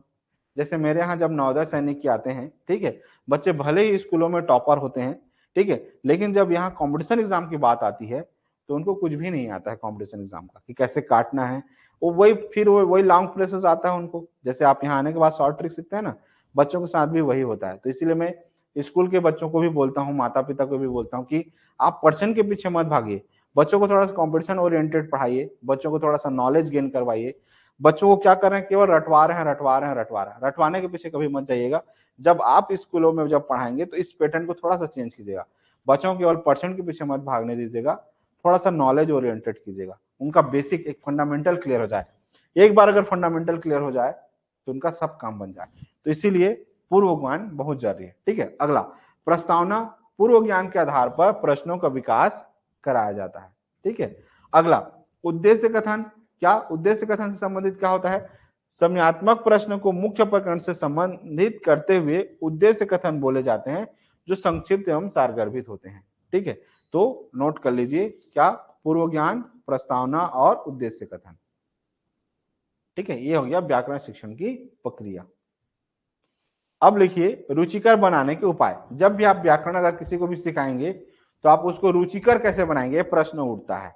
ठीक है, तो जब भी अगर आप किसी को भी अगर आप पढ़ाते हैं तो आप व्याकरण को रुचिकर कैसे बनाएंगे इसको समझिए। ठीक है, तो व्याकरण को रुचिकर बनाने के लिए छोटे छोटे पॉइंट लिखिए अपने कॉपी पे, ज्यादा लंबा लंबा बनाने की जरूरत नहीं है। ठीक है, छोटे छोटे पॉइंट लिखिए। जैसे छोटे छोटे पॉइंट पे क्या लिखेंगे, तो यहाँ एक छोटा पॉइंट लिखिए रुचिकर बनाने के लिए, रुचिकर यहाँ पर हेडिंग लिख लीजिए। और छोटा सा पॉइंट, बोलचाल और लिखित भाषा में जिन नियमों का प्रयोग होता है उन्हें व्यवहारिक व्याकरण की संज्ञा दी जाती है। इन्हीं नियमों का सूक्ष्म विश्लेषण कर नियमित व्याकरण कहलाता है। व्याकरण शिक्षण को सरल एवं रुचिकर बनाने के लिए निम्नलिखित उपाय। तो पहला पॉइंट लिखिए, व्याकरण की पाठ्य चर्चा छात्रों के स्तर अनुकूल बनाई जाए। ठीक है, तो पहला लिखिए स्तर अनुकूल। रुचिकर बनाने के लिए क्या, स्तर अनुकूल, मतलब अगर छोटा बच्चा है तो छोटे बच्चे के अनुसार पढ़ाइए, बड़ा बच्चा है तो बड़े बच्चे के अनुसार पढ़ाइए, और उससे हाई लेवल का जैसे आप लोग हैं तो आपको उस लेवल पे पढ़ाना है। तो पहला पॉइंट क्या हो गया, स्तर अनुकूल। इतना समझ में आ गया? क्यों? क्योंकि प्रारंभिक कक्षाओं में बच्चों को व्याकरण की व्यवहारिक शिक्षा दी जाए, तो व्यवहारिक व्याकरण की शिक्षा भाषा संसर्ग विधि से दी जाए। ठीक है, अब अनुकूल बनाने के लिए क्या, संसर्ग विधि से, जो अभी मैंने थोड़ी देर पहले आपको पढ़ाया। बच्चों के भाषा संबंधी ज्ञान को ध्यान में रखते हुए उनके सामने क्या करना, उत्तर कठिन रचनाएं प्रस्तुत की जाए। ठीक है, तो अगले संबंधित में क्या होगा, भाषा संबंधित ज्ञान को ध्यान में रखते हुए क्या करना, उनके सामने कोई भी रचना प्रस्तुत करना। ठीक है, जब आप रचना प्रस्तुत करेंगे तो रचना को देख करके बच्चा सीखेगा। तो रुचिकर बनाने के लिए पहले क्या, आपको उनके स्तर के अनुसार उसके सामने क्या करना, रचना प्रस्तुत करना, उसके स्तर का रचना। इतना भी रचना प्रस्तुत मत कर देना, ठीक है, कि वो सेंटेंस को पढ़ ही ना पाए, कठिन कठिन को नहीं, शुरुआत में छोटे छोटे कठिन। ठीक है, अगला, व्याकरण शिक्षण को दृश्य क्या, श्रव्य एवं शिक्षक सहायक सामग्री के प्रयोग में रोचक बनाया जाए। मतलब आप खुद पढ़ करके थोड़ा सा रोचक बनाना, पढ़ने और पढ़ाने के दौरान एक्टिविटी छोटे छोटे कराना।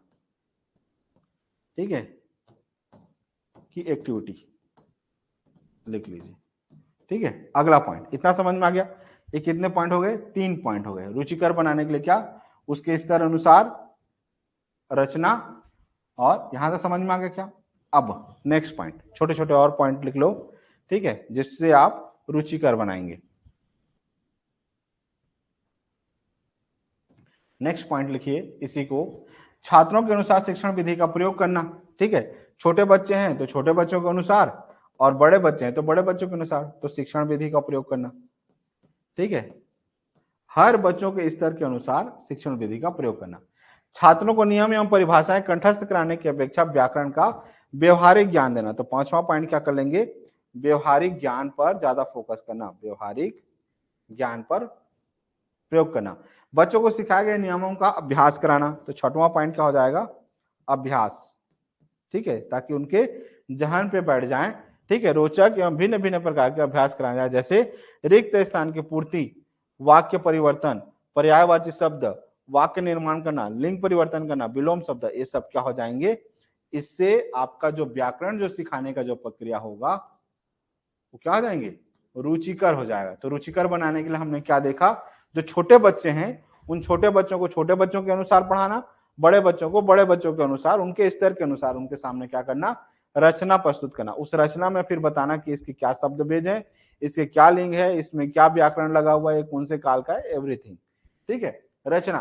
पढ़ने पढ़ाने की विधि को क्या करना, एक्टिविटी के माध्यम से सिखाना, खेल खेल की विधि से सिखाना, पढ़ पढ़ के बताना। ठीक है, शिक्षण विधि में आप अलग अलग आपके अनुसार जो आपका एक्टिविटी कर सकते हैं उसके अनुसार व्यवहारिक हो, व्यवहार आपके जीवन पे उपयोग किया जाए, और साथ ही साथ उसको बार बार क्या किया जाए, अभ्यास किया जाए। इतना समझ में आ गया, नोट कीजिए।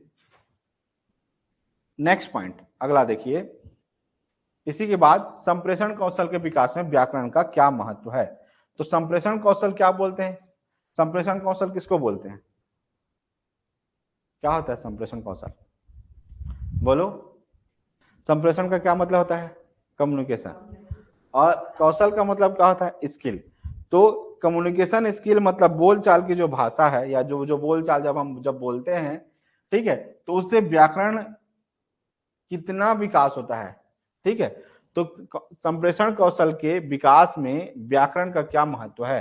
तो अगर व्याकरण अगर अच्छा है तो उसमें आपका संप्रेषण कौशल मतलब कम्युनिकेशन स्किल कितना डेवलप होगा, ये बोल रहा है। ठीक है, समझ में आ गया कि कम्युनिकेशन स्किल लिख दे रहा हूं,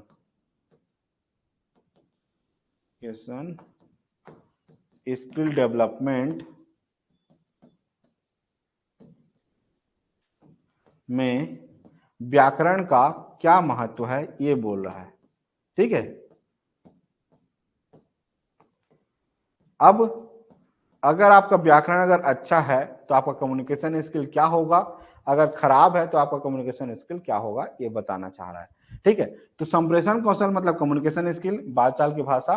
ठीक है, आपके विकास में व्याकरण का क्या महत्व है, तो देखिए व्याकरण बालकों के अशुद्ध उच्चारण को शुद्ध करने में सहायक है। अगर आप सोचिए, अगर आप कहीं पे अगर भाषण दे रहे हैं या किसी को पढ़ा रहे हैं या किसी को कुछ भी ज्ञान दे रहे हैं, अगर आप लड़की को लड़का बता रहे हैं या हाथी को घोड़ा बता रहे हैं तो सामने वाले को क्या लगेगा, आपका व्यक्तित्व क्या होगा, सामने वाले के सामने आपका छवि क्या होगा, खराब होगा।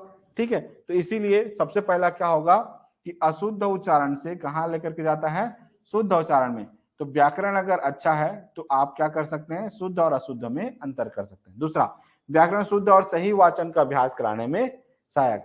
जब आपका व्याकरण अच्छा है तो आप जब आप बार बार अभ्यास करेंगे तो इसमें क्या होगा, शुद्ध एवं सही वाचन, वाचन मतलब बोलने का अभ्यास कराने में सहायक है। कौन, व्याकरण। ठीक है, यह बालकों की अभिव्यक्ति में स्पष्टता लाने में सहायक। अभिव्यक्ति मतलब क्या करना, सामने वाले को प्रकट करना। ठीक है, अभिव्यक्ति में स्पष्टता लाने में सहायक है। यह बालकों में सृजनात्मकता कौशल का विकास करने में सहायक है। सृजनात्मकता मतलब नया नया क्रिएशन कर करके नया नया बताना। ठीक है, अगला, बालकों में ऐसी क्षमता का विकास करने में सहायक है जिसमें कि वे पूछे गए प्रश्नों का उत्तर प्रभावपूर्ण तरीके से दे सकें। अगर आपका व्याकरण अगर अच्छा है तो आप आसानी से धारा प्रवाह बोल पाएंगे। अगर व्याकरण अगर अच्छा नहीं है तो आप धारा प्रवाह अच्छे से नहीं बोल पाएंगे। ठीक है, अगला, यह बालकों को साधारण वार्तालाप में शुद्ध भाषा का प्रयोग सिखाने में सहायक है। तो ये हो गया शुद्ध भाषा। यह बच्चों में भाषण संबंधी अभिव्यक्ति का विकास करने में सहायक है। व्याकरण अगर अच्छा है तो आपका भाषण संबंधी या वाद विवाद, ठीक है, बहुत अच्छा होगा।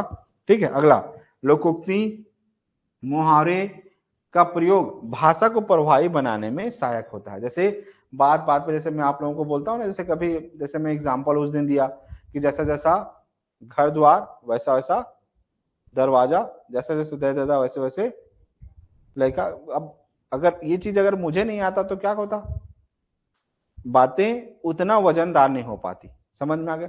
तो अगर किसी बातों को अगर वजनदार बनाना है, अच्छा अगर प्रभावी ढंग से अगर बताना है, तो व्याकरण अगर आपको आते हैं, लोकोक्ति आते हैं, मुहावरे आते हैं, पर्यायवाची आपको कठिन कठिन शब्द आते हैं, तो सामने वाले को लगता है कि हाँ इसको बहुत कुछ आता है और प्रभाव अच्छा बनता है।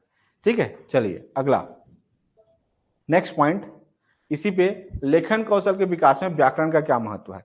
तो सिंपल सा बात है, अगर आप कुछ भी अगर लिख रहे हैं, अगर आपका व्याकरण ही अगर गंदा है तो कुछ भी अगर आप लिखते हैं स्कूलों में, हिंदी में आप देखते होंगे, अगर व्याकरण जिसका गलत रहता है तो पूरा आंसर क्या हो जाता है, कट हो जाते हैं, गलत हो जाते हैं। तो क्या बच्चों को पढ़ी या सुनी हुई बातों को शुद्ध वर्तनी तथा विराम चिन्हों का सही प्रयोग करते हुए लेखन कौशल का विकास करने में सहायक है। अभी थोड़ी देर पहले ही बताया, कौन सा एग्जाम्पल बताया था कि मारो मत जाने दो, तो इसी विराम चिन्हों का प्रयोग सहायक है। क्या, मारो मत जाने दो।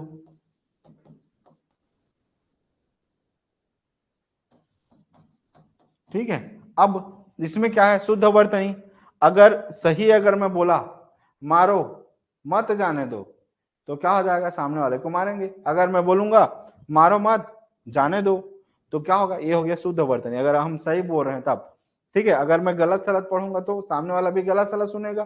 ठीक है, दूसरा, अगर विराम चिन्हों का सही प्रयोग नहीं किया तो क्या हो जाएगा, अर्थ का अनर्थ हो जाएगा। जैसे यहां पर अगर कॉमा लगा दिया तो मारो मत जाने दो, इसमें जान चला जा रहा है। इसी कॉमा को अगर मैं यहां लगा दे रहा हूं, ठीक है, तो यहाँ पर क्या हो रहा है, मारो मत जाने दो, इसमें जान बच जा रहा है।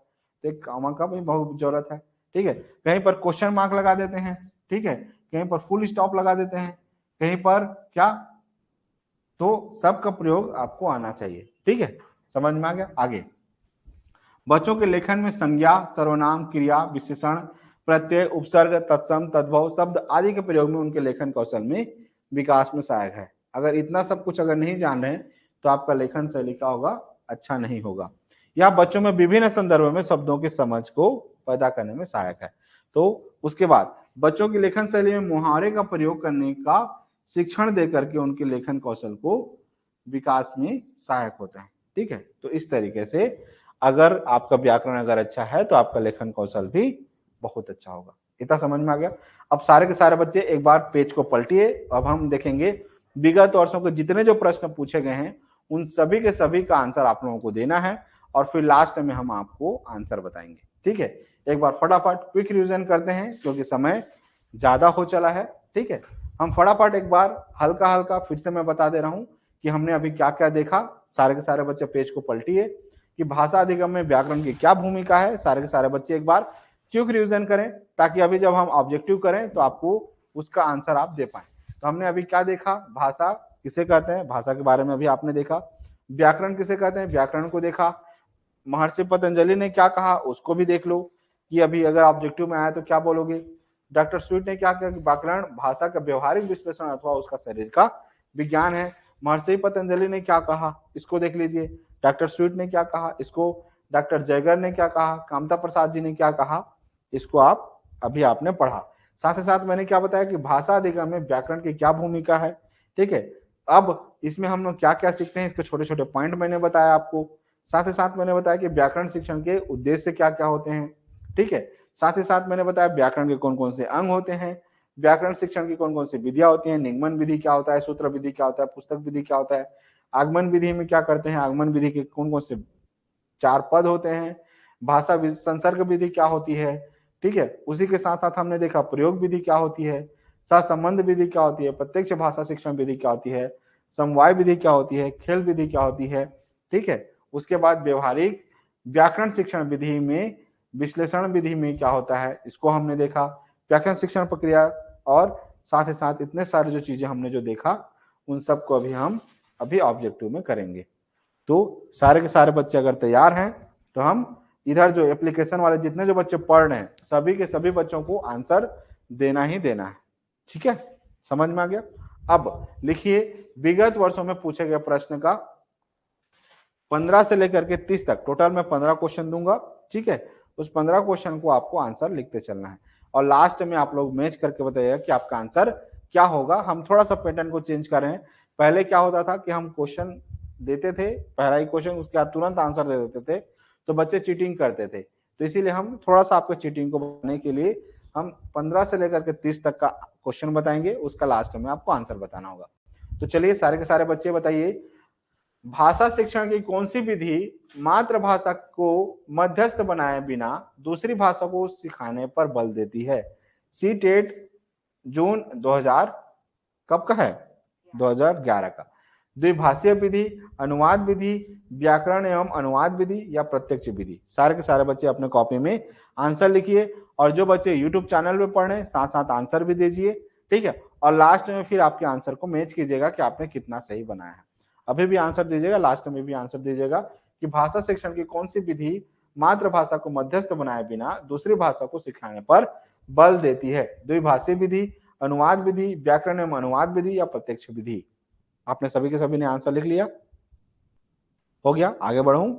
ठीक है, अगर YouTube चैनल वाले जो बच्चे हैं अगर लिख लिए होंगे तो हम आगे बढ़ते हैं। ठीक है, अब लास्ट में मैं सबका आंसर बताऊंगा। अगला लिखिए, उसने पढ़ा, क्या, उसने पढ़ा, उसने खाया और उसने चीखा। जैसे भाषा प्रयोग दर्शाते हैं किसको, नियम का उल्लंघन, संदर्भ की समझ ना होना, नियम का ठंस ना होना, नियमों का अति सामान्यकरण। ठीक है, तो इस सीटेट जनवरी 2012 का प्रश्न है, उसने पढ़ा, उसने खाया और उसने चीखा। जैसे भाषा प्रयोग दर्शाते हैं नियम का उल्लंघन, संदर्भ समझ ना होना, नियम कंठस्थ ना होना, नियम का अति सामान्यकरण होना। तो इसमें से कौन सा ऑप्शन होगा, सारे के सारे बच्चे आंसर करके बताएंगे, जो यूट्यूब चैनल पर पढ़ रहे हैं, जो एप्लीकेशन पे पढ़ रहे हैं और जो इधर ऑफलाइन पर बैठे हुए। बताइए इसका आंसर क्या होगा। सबके चेहरे क्या हवा हो गया। ठीक है, क्या होगा कविता, आंसर लिख लिए, लास्ट में मैच कीजिएगा कि आपके कितने आंसर सही हैं। ठीक है, अगला क्वेश्चन देखिए 17 का, व्याकरण शिक्षण के संदर्भ में कौन सा कथन सही है। क्या, व्याकरण शिक्षण के संदर्भ में कौन सा कथन सही है? व्याकरण शिक्षण के लिए समय सारणी में अलग से काव्यांशों की व्यवस्था होनी चाहिए। ठीक है। भाषा प्रयोग की अपेक्षा भाषा नियमों को ही महत्व देना चाहिए। बच्चे परिवेश में उपलब्ध भाषिक प्रयोगों के आधार पर स्वयं भाषा के नियम बनाने की क्षमता रखते हैं, या व्याकरण शिक्षण अत्यंत आवश्यक है। इस चार में से कौन सा ऑप्शन होगा बताइए, क्या होगा आंसर? व्याकरण शिक्षण के संदर्भ में कौन सा कथन सही है? व्याकरण शिक्षण के लिए समय सारणी में अलग से काव्यांशों की व्यवस्था होनी चाहिए। भाषा प्रयोग की अपेक्षा भाषा नियमों को ही महत्व देना चाहिए। बच्चे परिवेश में उपलब्ध भाषिक प्रयोगों के आधार पर स्वयं भाषा के नियमों बनाने में की क्षमता रखते हैं, या व्याकरण शिक्षण अत्यंत आवश्यक है। इस चारों में कौन सा ऑप्शन होगा अपने कॉपी में नोट कीजिए। ठीक है। इधर एप्लीकेशन वाले बच्चे आंसर देते जाइए। ठीक है। और यूट्यूब चैनल वाले भी आंसर देते चलिएगा। ठीक है। फिर लास्ट में भी आंसर बताना है कि आपका कितना क्वेश्चन सही हुआ, कितना क्वेश्चन गलत हुआ। अगला, भाषा शिक्षण की प्रत्यक्ष विधि में तो सीटेट जुलाई 2013 का प्रश्न है, मातृभाषा का निरर्थक हस्तक्षेप होता है, भाषा अर्जन की स्वाभाविक स्थिति का निर्माण होता है, अतिरिक्त शिक्षण सामग्री की कोई आवश्यकता नहीं होती, भाषा के विविध संरचनाओं के लेखन हेतु अभ्यास पर बल दिया जाता है। तो इसमें से चारों में से कौन सा आंसर होगा अपने कॉपी में नोट कीजिए। सोचिए क्या होगा। ठीक है। नेक्स्ट अगला क्वेश्चन, क्वेश्चन नंबर 19 देखिए, उच्च प्राथमिक स्तर पर व्याकरण शिक्षण का उद्देश्य खाली स्थान में सहायक होगा।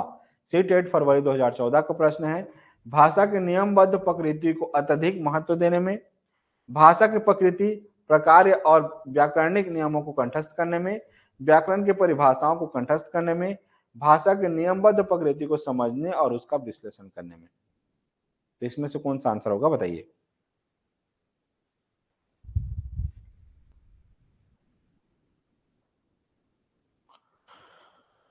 हो गया। अब अगला नेक्स्ट 20वां प्रश्न है, व्याकरण की समझ को संदर्भ परक प्रश्नों के माध्यम से आंकना।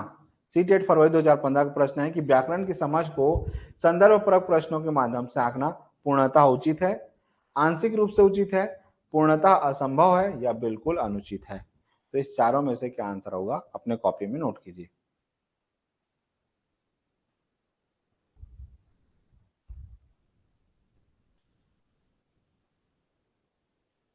ठीक है। नेक्स्ट अगला 21वां का, निम्नलिखित में से कौन सा प्रश्न संदर्भ में व्याकरण शिक्षण को पुष्ट करता है? सीटेट सितंबर 2015 का प्रश्न है, घर घर पुनरुक्त शब्द युग्म है, इसी तरह के दो और शब्द युग्म बताइए। घर घर पुनरुक्त शब्द युक्त है, दिए गए शब्द समूहों में से ऐसे शब्द युक्त छांटिए। घर घर शब्द युग्म का प्रयोग करते हुए दो वाक्य बनाइए। घर घर आपकी ही चर्चा है, वाक्य में घर शब्द की पुनरावृत्ति से अर्थ पर क्या प्रभाव पड़ता है? इसमें से कौन सा आंसर होगा, आंसर बताइए।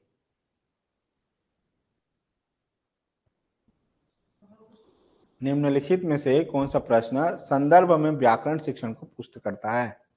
ठीक है। घर घर पुनरुक्त शब्द युग्म है, इसी तरह के दो और शब्द युग्म बताइए।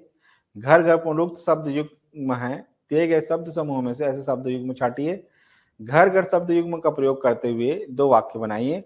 घर घर आपकी ही चर्चा है, वाक्यों में घर शब्द की पुनरावृत्ति से अर्थ पर क्या प्रभाव पड़ता है? ठीक है। थोड़ा सा कठिन होगा।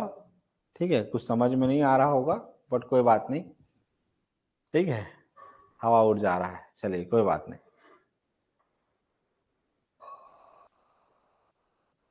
नेक्स्ट 22वां प्रश्न, जब शिक्षिका पूछती है कि हम भी सफल होंगे, क्या?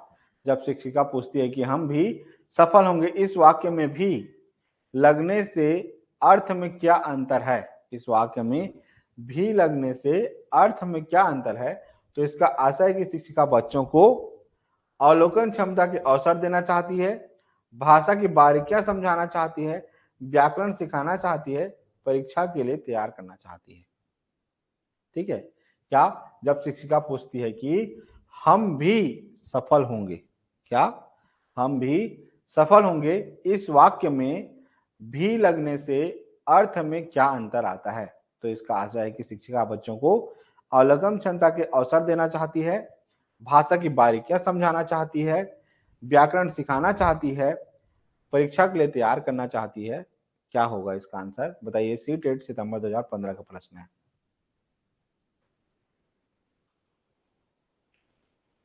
ठीक है, अगला 23वां का प्रश्न है, कोई एक भाषा खाली स्थान लिपि या लिपियों में लिखी जा सकती है, हाँ उसमें थोड़ा फेरबदल हो सकता है। कोई एक भाषा खाली स्थान लिपि या लिपियों में लिखी जा सकती है, हाँ उसमें थोड़ा फेरबदल हो सकता है। सीटेट फरवरी 2016 का प्रश्न है। 3, सभी, सीमित या एक, क्या होगा इसका आंसर बताइए।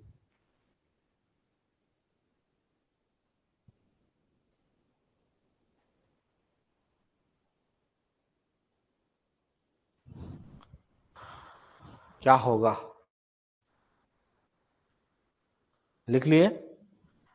अगला, मुहावरे और लोकोक्तियां सीखने सिखाने का एक महत्वपूर्ण उद्देश्य है कि हम किसी को भी मुहावरे या लोकोक्ति क्यों सिखाते हैं या सीखते हैं। ठीक है, मुहावरे एवं लोकोक्ति का क्या सुचिंतित प्रयोग करना, मुहावरे एवं लोकोक्ति का निर्माण करना, मुहावरे एवं लोकोक्ति का अर्थ बताना, कोश से मुहावरा एवं लोकोक्ति का अर्थ देखना। तो मुहावरे और लोकोक्ति सीखने सिखाने का एक महत्वपूर्ण उद्देश्य है। तो इस चारों में से कौन सा आंसर होगा बताइए। तुक्का मान लीजिए, यही कर रहे हैं, ऐसा है। चलिए नेक्स्ट 25वां प्रश्न, 4, 5, 6 प्रश्न और हैं, उसके बाद कंप्लीट है। तपस्या 7वीं कक्षा में विभिन्न संदर्भों में पृथ्वी, वसुधा और भूमि शब्दों के प्रयोगों की तरफ बच्चों का ध्यान आकर्षित करती है। ऐसा करने में उसका उद्देश्य है शब्द भंडार का विकास करना, भाषा का व्याकरणिक ज्ञान देना, हिंदी की बारीकियां समझाना, पर्यायवाची शब्दों की परिभाषा देना। कौन सा ऑप्शन होगा बताइए, जल्दी कीजिए।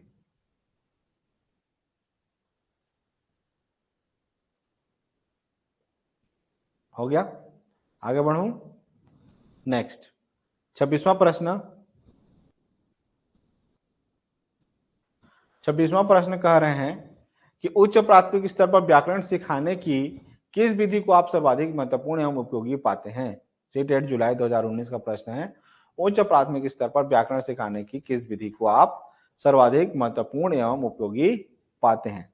अनुवाद विधि को, आगमन विधि को, निगमन विधि को या पाठ्य पुस्तक की विधि को। टिक कीजिए कौन सा होगा, अभी आपने पढ़ा है थोड़ी देर पहले। ठीक है, हो गया। अगला अगला प्रश्न है सीटेट दिसंबर 2019 का प्रश्न है। कविता में कई बार अभी भी का प्रयोग करके बातें रची गई है। क्या, कविता में कई बार अभी भी का प्रयोग करके बातें रची गई है। खाली स्थान बिना रुके चलने वाले किसी कार्य का भाव निकल रहा है या नहीं। प्रश्न खाली स्थान की ओर संकेत करता है। व्याकरणीय ज्ञान का, भाषा की बारीकी का, व्याकरण की परिभाषा का या भाषा का संरचना का। तो इसमें से क्या होगा बताइए।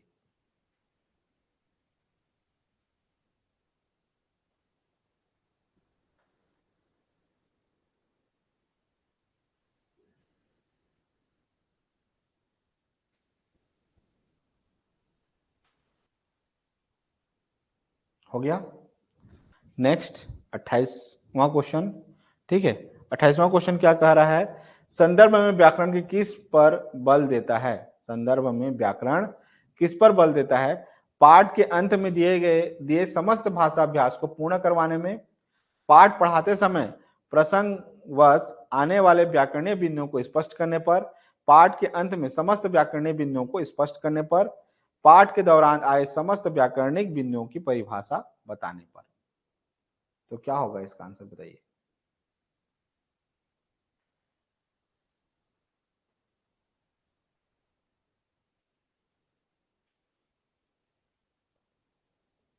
हो गया।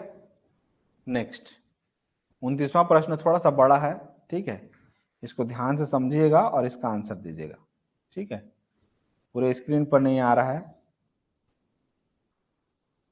इतना बड़ा प्रश्न है और इससे छोटा हो भी नहीं सकता। समझेंगे कैसे। 29 को छोड़ दीजिए, दूध भात है। ठीक है, क्योंकि बहुत बड़ा क्वेश्चन है, स्क्रीन पे नहीं आ रहा है। ठीक है, 29 को छोड़ दीजिए, 30वां को देखिए। ठीक है, 29 बड़ा क्वेश्चन है इसलिए नहीं ले रहे हैं। यदि कोई व्यक्ति स्वर, शब्दांश, शब्द, वाक्यांश और वाक्यों की पहचान कर रहा है और फिर स्वर और संदर्भ का उपयोग कर रहा है तो यह एक उदाहरण है। क्या होगा? यदि कोई व्यक्ति स्वर, शब्दांश, शब्द, वाक्यांश और वाक्यों की पहचान कर रहा है और फिर स्वर और संदर्भ का उपयोग कर रहा है तो यह एक उदाहरण है। क्या होगा?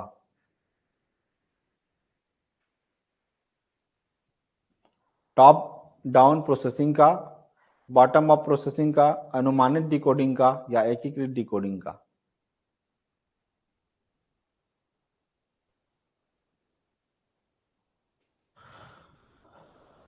क्या होगा?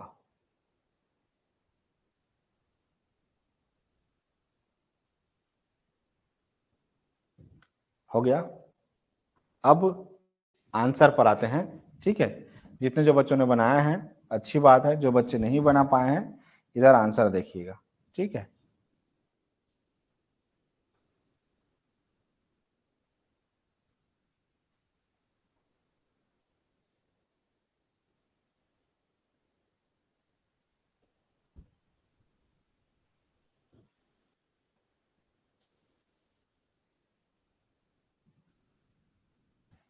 और एक 29वां क्वेश्चन को छोड़ दिए हैं तो 29वां को छोड़ दीजिए।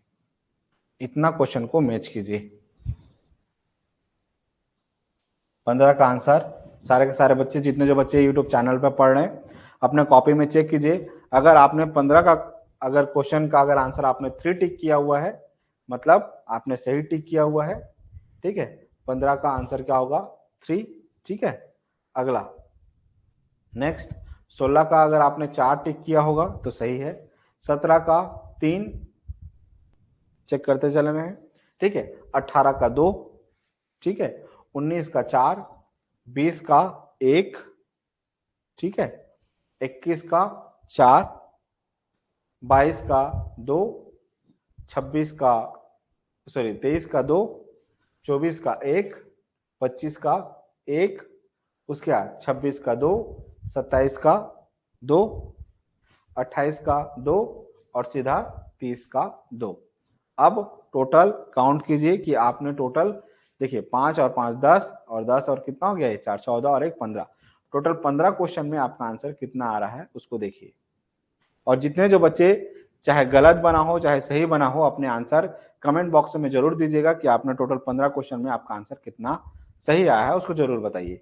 ठीक है कि ठीक है कि आपका 15 में कितना आंसर आ रहा है। ठीक है,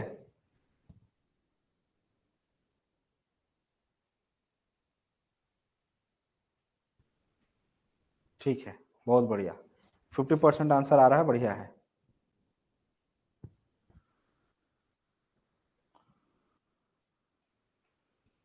चलिए हो गया। आप लोगों का कितना कितना आंसर आया? हाँ, 50%। 10 क्वेश्चन सही है। ठीक है, 10 सही है। ठीक है, लगभग बढ़िया है।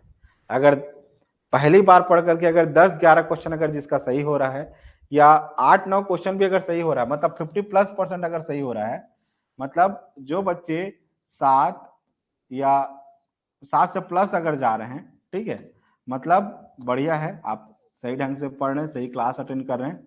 ठीक है, या 6+ भी अगर जा रहे हैं तो बहुत है, बढ़िया है। ठीक है, तो ठीक है कि आप कंसंट्रेशन से पढ़ रहे हैं। जितने जो बच्चे अभी तक पढ़े हैं इस वीडियो को दोबारा देखिएगा, इस सीरीज को फिर से दोबारा देखिएगा ताकि आपका फिर से दोबारा आप जब तक आपको 15 में 15 ना आ जाए तब तक आप करते रहिएगा। ठीक है, और कल हम इसी के आगे चैप्टर 5 को देखेंगे। आज चैप्टर 4 को देखा। ठीक है, जिन बच्चों को अगर जो फर्स्ट टाइम इस चैनल पर विजिट किए होंगे चैनल को जरूर सब्सक्राइब कीजिएगा। जो बच्चे एप्लीकेशन पे या ग्रुप में अगर नहीं जुड़ पाए होंगे इस नंबर पे आप मुझे मैसेज कीजिएगा, मैं आपको इसमें आपको ग्रुप में ऐड कर दूंगा। हमारा ग्रुप जुड़ने के लिए 9669334253 पे आप कॉल या मैसेज कर सकते हैं, या जिन बच्चों को अगर ऑफलाइन कोचिंग करना हो ठीक है तो आप इस एड्रेस पे आ सकते हैं, घंटाघर के पास HIJ 62 MP नगर, डॉक्टर दानी हॉस्पिटल के सामने, कोरबा, छत्तीसगढ़। ठीक है। 1 अप्रैल से नई बैच चालू हो रही है नवोदय और सैनिक के। जो भी बच्चे मतलब जो भी आपके आस पड़ोस में class 3rd 4th 5th 6th 7th 8th या 9th क्लास में बच्चे पढ़ रहे होंगे, मतलब क्लास 3rd से लेकर के 9th क्लास के बीच, अपने भाई बहनों को या आपके जो भी आस पड़ोस के जो भी परिवार वाले हैं उनको बता सकते हैं कि 1 अप्रैल से नवोदय और सैनिक, मिलिट्री, RI MSc की नई बैच चालू हो रही है। शाम को 3 बैच चलती हैं, 3 से 5, 4 से 6, 5 से 7। ठीक है। पिछले लगातार 5 वर्षों में हम लोगों ने सबसे ज्यादा सिलेक्शन दिए हुए हैं। तो अगर जो भी आपके भाई बहन होंगे, जो भी रिश्तेदार होंगे या आपके बच्चे होंगे, उनको आप एक बार डेमो क्लास के लिए जरूर भेज सकते हैं, ताकि आप जान पाए कि आपके बच्चे का कितना हाई लेवल पे जा रहा है। बहुत सारे पेरेंट्स ऐसे होते हैं जो हमारे यहाँ नवोदय सैनिक कोचिंग इसलिए करते हैं कि उनका बेस अच्छा हो जाए। उनका मनसा नहीं होता है कि सैनिक स्कूल में भेजें या नवोदय में भेजें, बस ये है कि अपने स्किल को, अपने नॉलेज को इनहेंस करने के लिए वो लोग भेजते हैं। तो वैसे भी अगर आप चाहेंगे तो भेजवा सकते हैं या रिफर कर सकते हैं या एड्रेस दे सकते हैं। कल मिलते हैं चैप्टर 5 के साथ। अभी के लिए इतना ही। जय हिंद।